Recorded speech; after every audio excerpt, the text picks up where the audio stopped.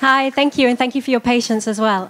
So I'm just going to start by asking you if you can have one hand free, just to put your hand up if you think you're a good communicator.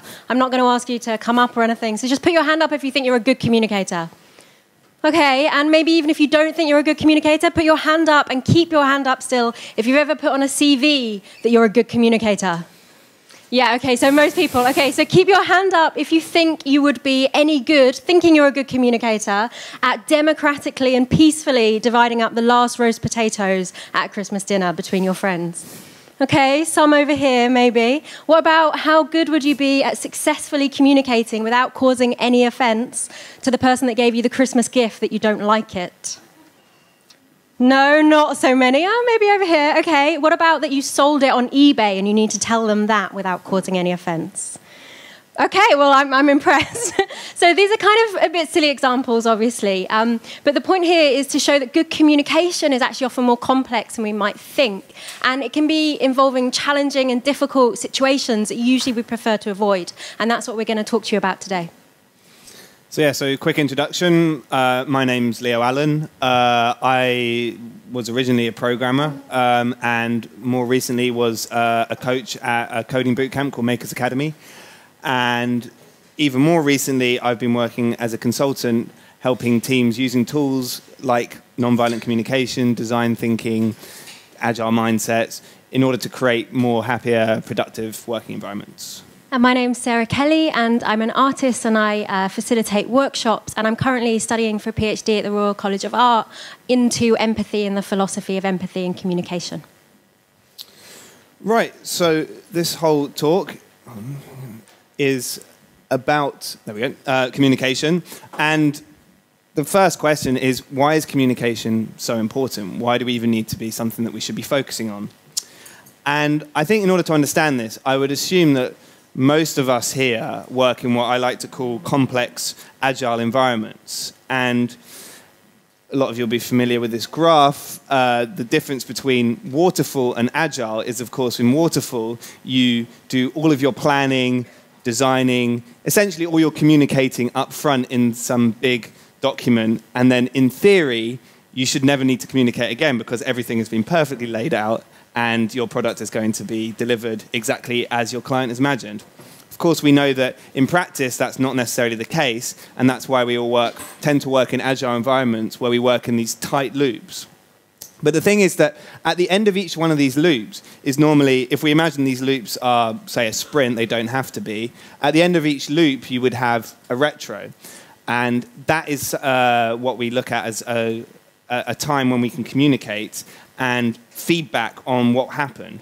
But if we don't communicate, if we don't feedback at that point, essentially we're just doing waterfall again because we're not actually changing our requirements. We're not looking at what's happened and what needs to be improved. We're just carrying on and doing the same loops over and over. So, like I said, we have, at the end of these loops, retros, and we also have other things in Agile like stand-ups, one-to-ones, meetings, whatever it may be. And what I like to say is that Agile provides us with these opportunities to communicate, so it gives us things like retros. But there's nothing necessarily in the Agile Manifesto that tells us how to communicate. So it doesn't matter if we're having a retro every day. If we're not actually communicating properly in that retro, nothing's getting done, nothing's moving forward. And on top of this, when we're looking at communication, Kent Beck, one of the original signatories of the Agile Manifesto, says that the smooth running of an Agile project relies on the smooth expression of emotions. So you're kind of adding this other dimension. And he goes on to say that teams can't function effectively if communication is not kept flowing, fears acknowledged, anger discharged, joy shared. So we're not just saying here that we need to communicate, we're saying that we need to be able to communicate our emotions, which seems quite an alien thing when we're in a workspace. There's often this idea that we keep our emotional side at home, and when we bring to ourselves to work, it's this sort of wall of professionalism. And whereas we've got Kent Beck, who sort of knows more about Agile than anyone, saying that what we really need to be doing is to express our emotions. And I think it makes a lot of sense what he's saying. Because if we think about it, if there's a situation, for example, where, say, you're a coder and in your team there's a poor clarity of code in the the code that's being produced by your teammates, you might be feeling frustrated. But if you don't express that frustration, you're just going to end up becoming more and more annoyed with your teammates, more and more annoyed with your work environment, and you'll probably end up either producing worse code yourself because you think, well, what's the point? Or maybe even leaving. And this is a real opportunity where if we actually can bring up that frustration, actually express that, we can have an opportunity where we can change it, because we can express our needs and say to the people that we want better code or more clear code, more legible code, whatever it may be. And that's an opportunity where not only do we get to feel better because we let out our emotions, but there's a chance for us to improve and the whole team to have a better standard of code. But how do we become better communicators? So for me, one of the key places to start looking at how we begin to communicate better is to think about our relationship with empathy. So what is empathy? I know that it's a word that's being used a lot at the moment in some of these environments as well. And the first thing that's really important to say is that there's no actual clear consensus around a definition of it, okay? That's really important. But what we can do is think about it as a set of neurological processes that can lead to a sense of us feeling that we're in connection with or sharing the feelings of another person. So empathy is often confused with sympathy and also used in conjunction with words like compassion. But for me, I think the definition that I resonate most strongly with and that helps for me to distinguish it from those other two is to think of it as a kind of feeling with another person. So what do we do when we empathize? First things first, empathy requires us to put aside some of ourselves. So we're putting aside our judgments, our values, our opinions, and our own experiences. And what we're doing is using our imaginations in order to enter the perspective of another. So why would we do this? What's the purpose in it? So empathy can help us become more aware, first and foremost. It can help us understand each other's intentions and motivations. And with some of that understanding, it can also potentially help us to predict some of the behaviors of each other. So I think it's important to say that we're empathizing all the time in one way or another. Empathy is at the core of all social engagement and interaction in some form. And it's widely understood to be the key defining feature in human development as well, and one of the things that connects us so strongly to primates. So empathy enables collaboration and communication and cooperation. And these things are needed in order to bring individuals into community and tribe structures. So although we're communicating and empathizing all the time, more often than not anyway, we're doing this with people who are similar to us. So we've got some points of common reference, a shared sense of reference. They're people who are already within our circles. And because of this, it means that empathizing is usually relatively easy. When it's somebody of a similar age to you, somebody of a similar social background, it requires less effort to use your imagination to imagine something different. But it's precisely in challenging situations that we can cultivate empathy, so we can actively choose empathy. And in this sense, we're thinking about it as a kind of reaching toward each other. And not in a reaching toward of a grabbing somebody, grabbing their experiences and co-opting them into our own worldview, keeping it very much as distinct, this other as distinct but equally of value. And that's how we help include each other into our communications and into our equations. So this can be quite a challenging thing to do, particularly this idea of reaching towards without grabbing. And when you try and bring that into the workplace, you think, well, how are we going to actually be able to do this? And I think this is where we look at a number of different tools that we can use. Now, today we're going to be talking about nonviolent communication, but it's worth just pointing out that there are lots of different tools out there. This is just one example of something that can be used. I think the most important thing is to be using some sort of tool. It's a bit like if you're a coder, you want to be working in a framework, but we need to communicate in a framework as well in order to successfully have communication that's compassionate. So we've got nonviolent communication, various other things here, like active listening, sociocracy, yes and, lots of just different tools that we've used in the past quite successfully. So what is nonviolent communication? It was developed in the 1960s by someone called Marshall Rosenberg, and it was originally developed as a framework for conflict resolution, crisis management, and mediation. But since then, it's been It's been used worldwide in a variety of different contexts, including several positive studies that have been done on its use in an organizational and business context, where it's used to help specifically often with negotiating, also with tough conversations, and it can be really helpful if you're in conflict with somebody, you have an issue with somebody, or if somebody's in disagreement or has an issue with you. So it's working in both ways. One of the things that nonviolent communication is also known as collaborative communication. And I think there's a good reason for that, because there's a bit of a confusion around the term nonviolent. When I hear that, my first thought anyway was, but I'm not a violent communicator. And I think one of the things that made nonviolent communication a bit clearer for me is to think of it actually comes from the root of the word ahimsa, which I would say you can also translate as non-harm, not harming anyone. And I think, although I wouldn't call myself a violent communicator, I think often I can harm people by communicating in ways which are less constructive, or even by not communicating at all. So to kind of use that as an example, particularly in Britain, we have that problem where we prefer not to say things rather than say things at all. So I went on Twitter and found some examples of these. So we've got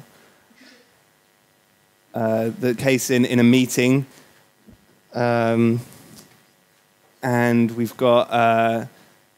This one's my favourite, actually. Yeah.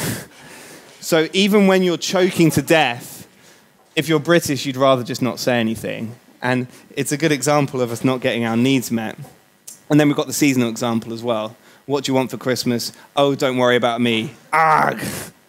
And I think, although these are kind of silly examples, the point is that if we don't express ourselves properly, what ends up happening is we don't get our needs met, and we end up getting some ugly socks for Christmas rather than what we really want.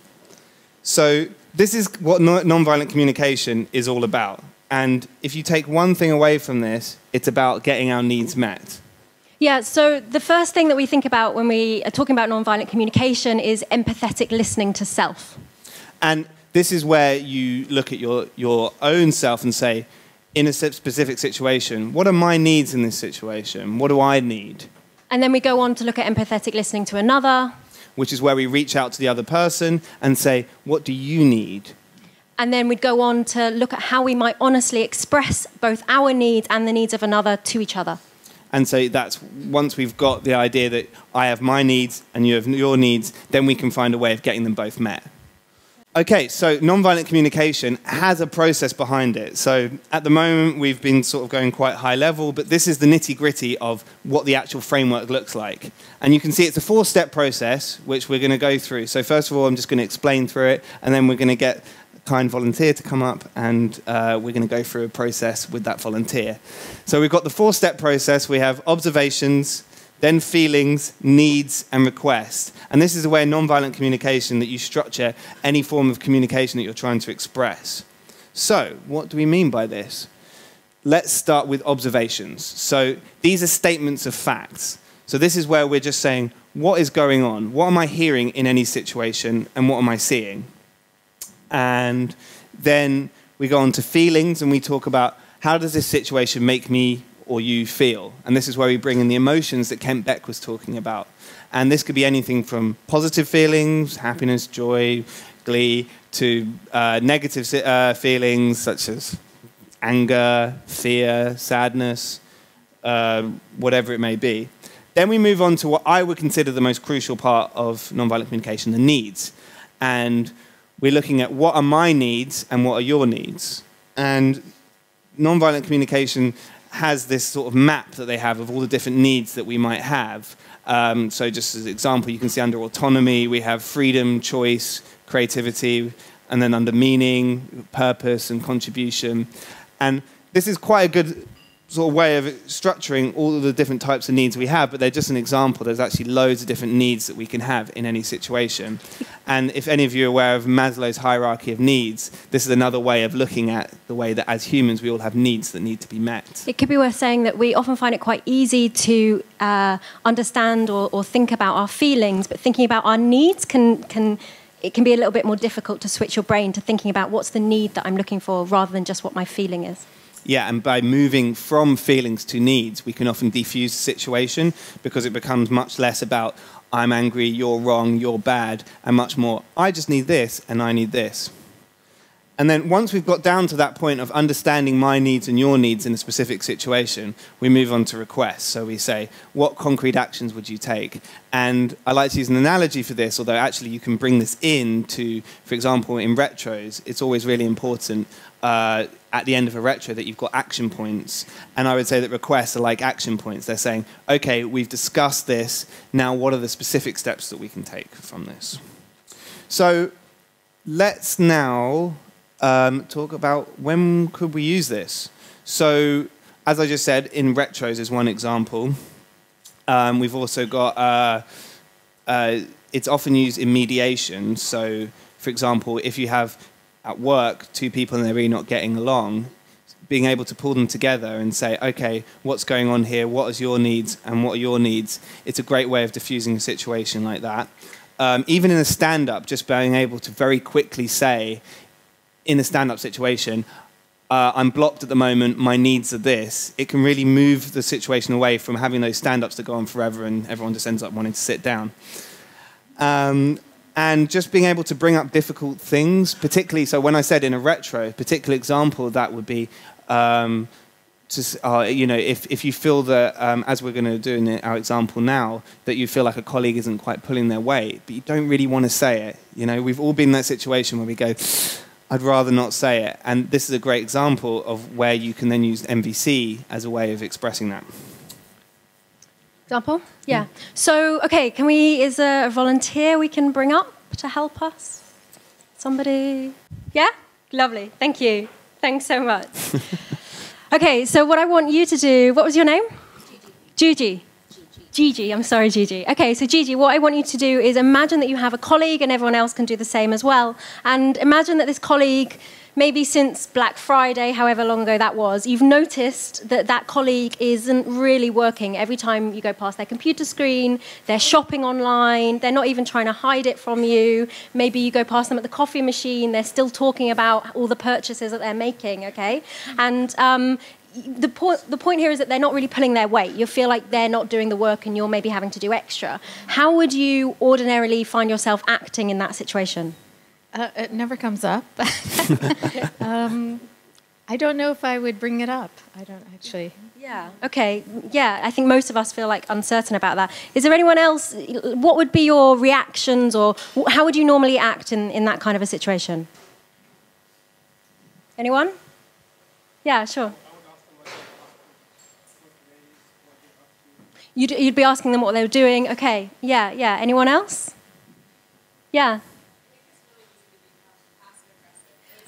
Passive aggressive, yeah, for sure, yeah. Definitely. I think that's a really good way of summing up all the different ways. I think, honestly here, whose first inclination would be just to say nothing? Because I know it would be for me. Yeah. Yeah.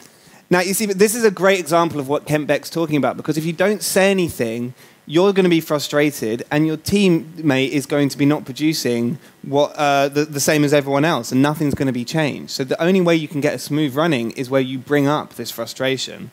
But then, of course, as you said, bringing it up in a passive-aggressive way isn't going to help things at all. You're going to be like going something like, yeah, I've noticed that you've been quite a lot on the internet. And they'll be like, no, I wasn't, or what do you mean by that? And it just doesn't really work in a very positive way. Or for me, what I might do more likely is that I go home and I'm going to complain about that person to other people, right? I'm going to go and have a drink after work and not say directly to them, but maybe be complaining about them and criticizing them to somebody else. And as ex-Google Che Meng-Tan said, criticism and blame lead us away from getting our needs met. So that's exactly what we don't want to be doing. We want to be getting our needs met, not just going to the pub and complaining with our friends about it or our colleagues. You're going to do the run-through? Yeah. So what we're going to be doing is going through this 4-step process. So what I'm going to do is just try and help you structure going through this process with me. Okay. And don't worry, it's pretty simple. So the first thing we're going to start is I want you to picture yourself that you're at work, your colleagues over there right now, they're shopping, they're not working. What are you hearing and seeing? What are your observations? Okay, so my observation is this person is on shopping a lot online, and I feel like I'm doing a lot of extra work. Mm-hmm.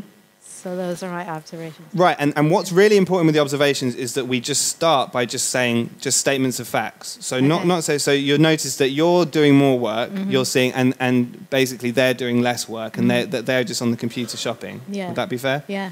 Okay, great. So it can just be as simple as that. So you want to start with an observation, and then now we move on to your feelings. So what kind of things are you feeling about this? Well, I feel like because of that, I'm doing more work, and so I'm feeling a bit like it's unfair.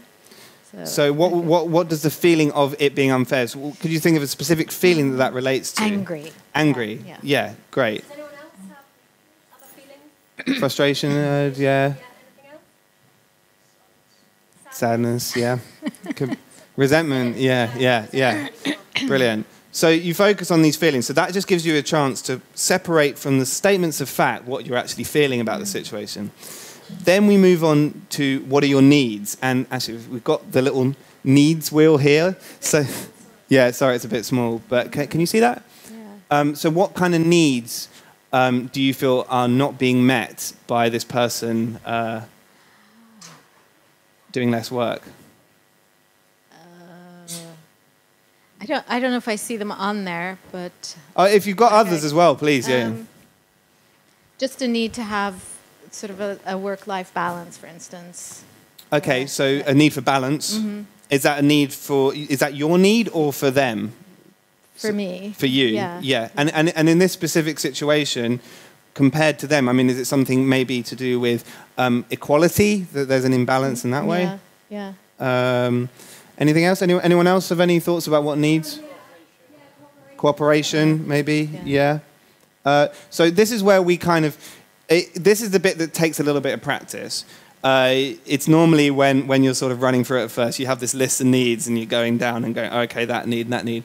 But the most important thing here is it doesn't really matter what the needs are. It's more about checking in with yourself and saying, what do I actually need in this current situation? And being able to distinguish between your feeling and the need that's underneath that feeling. And then what kind of request would you then say to this person based on this? So shouldn't I try to figure out what they need as well? It was like, is that part of the needs step? Yes, but at this moment, actually, we're going to get to that. But yeah, we're going to focus first of all on your needs, and then we can have a think about their needs. Yes. So request would be, could you focus more on stories rather than shopping? Right. Yeah, stories rather than shopping. So getting stuff done. That's great. So this is an example, and it's this simple, the framework. Now. The problem with this is that... Well, do you want to talk about this? Well, no, I was going to say, should we go to just give the language of how we go about communicating that? Yeah, sure. Yeah, so because... right, so then we got to the language of it. So you can see here that then what we've got is... Sorry, if you see up on here that we've got a way of then structuring that. So based on what we just said, would you be able to turn this into sort of a statement that you would say if you imagine your work colleague is there? Could you say it following this sort of structure? So you start with when I see. It sounds a bit silly, but this is the way we have to do it. So when I see you online shopping, I feel. What did I feel? I feel a bit angry because I'm doing a lot of work, and I feel like we need to have more cooperation and balance on the team. Mm-hmm. And would you be able to do less online shopping and more story work? Brilliant, yeah. So it's kind of that simple. Yeah, thank you. Thanks. So, yeah, the reason it sounds a bit clumsy and it sounds a bit formulaic to begin with, because it is fundamentally really, really simple, but there are a few kind of switches in there that your brain needs to make. So the reason we've got this kind of language going through is to be able to help us reflect on a more internal level what's going on and what are the needs that we make. The idea is, I mean, I get that it sounds a bit prosaic and it sounds a bit like I'm not going to go up and say that to somebody.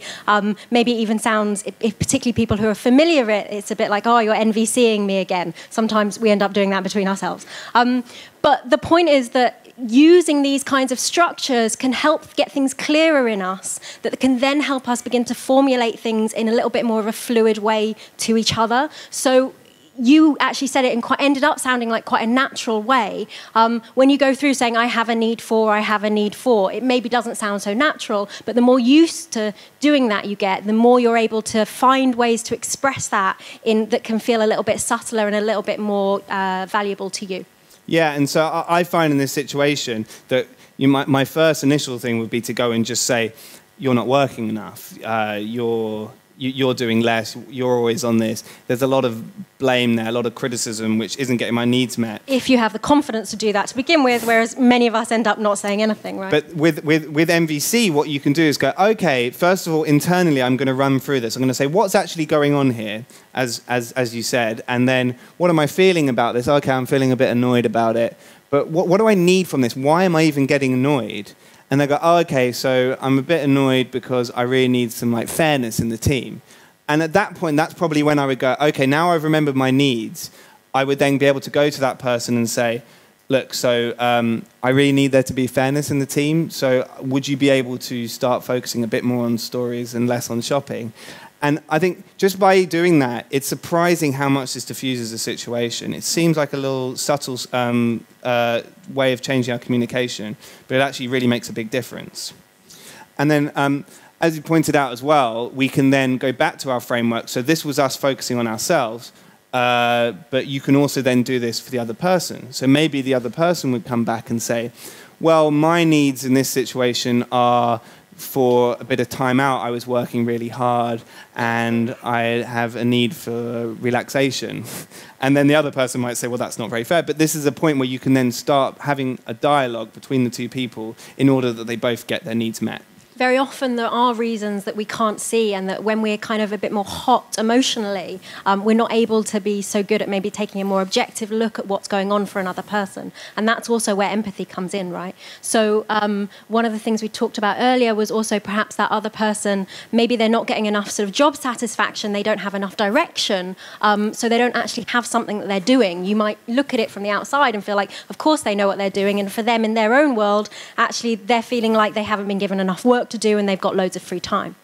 So yeah, so hopefully that's enough just to pique your interest. Obviously there's a lot more that we could go into, but this is enough just for you to get started, and that maybe you can have a go the next time you're in a difficult situation at work to be able to think, what are my needs in this situation? What are the other person's needs? Can we communicate a bit more and actually have a go at expressing our emotions and our needs in order to try and get through this problem? Yeah, and just to reiterate again, it can feel really clumsy, it can feel really almost like too simple that it's useless to begin with, but they can make really subtle shifts, and think about it more as a kind of internal conversation that you can do with yourself first that then can help you formulate a bit better how you're communicating with that other person. And again, really the point that we wanted to make about NVC is also that it's a practice. So we're talking about cultivating practices, things that you're doing repeatedly until they become a little bit more familiar and a little bit more like the normal setup, and it can be a really normal thing to then start communicating with each other in this kind of a way.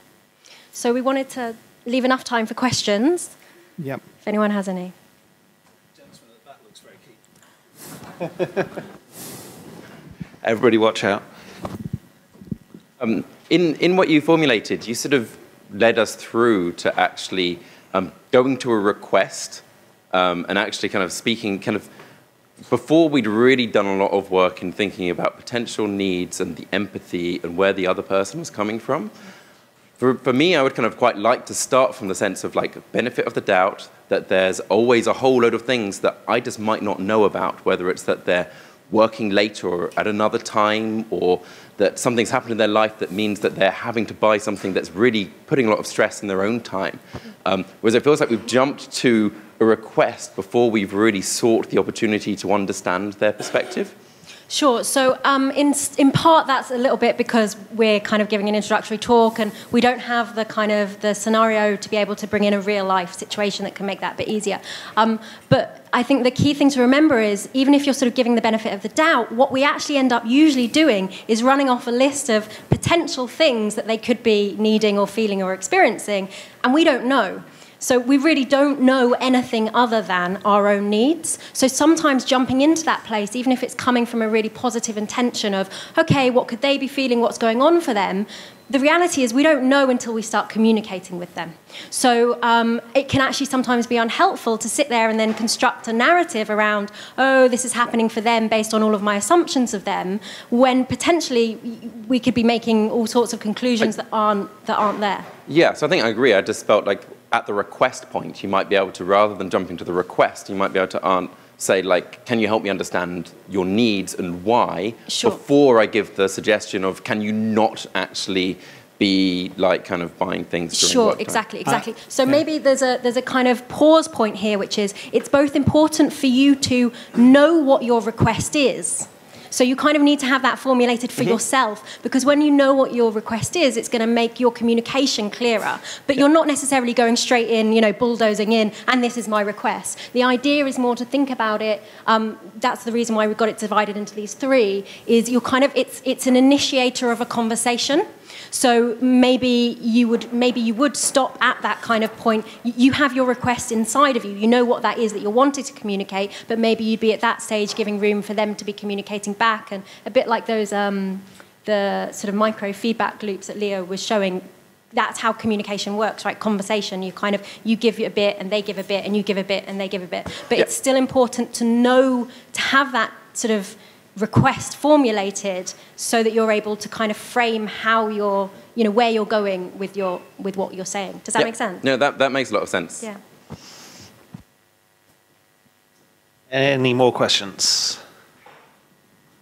Or Leo, was there anything you wanted to add? Yeah, no, just to build on that as well, I think everything Sarah said is completely valid, but I would also add that in the example, we definitely truncated it as well. So you wouldn't move through that quickly. And, I was just going back to this structure here, that normally you're totally right that you would start with yourself, then the other person's needs, and then it's like the third process is getting both the needs met, which is normally where the requests really start to happen. So it's a good point. What are some situations that this framework might be more difficult to implement or might not be as effective? Are there any situations like that? Yeah, I find that the less emotionally charged, the harder it is. So what I mean by that is that if you're just having like a conversation with someone, and then suddenly you're going, oh yeah, so my needs in this conversation are for... People are like, well, what's going on here? We're just having a pretty relaxed chat. Whereas, and then the flip side of that is that if you're having a really difficult conflict where there's a lot of anger and tension, that's where it's absolutely amazing. So if you see what I mean, that there's those two sides. Yeah, I would say it can be quite difficult with people who have absolutely no knowledge of why communication would ever be important for anything.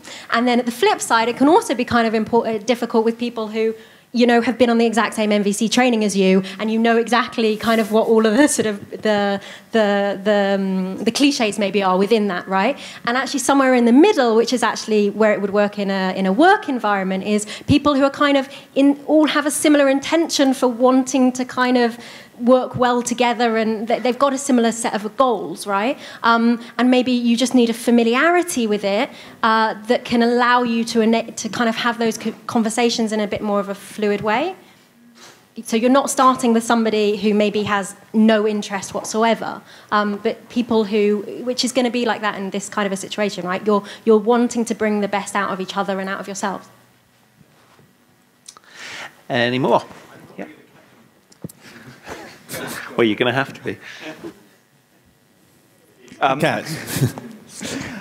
have a question. You don't have to answer if you don't want, but I'm actually interested in how it's clear how, Leo, you use this in your work, but I'm interested in how it ties into your work as an artist, and where did you get to NVC from art?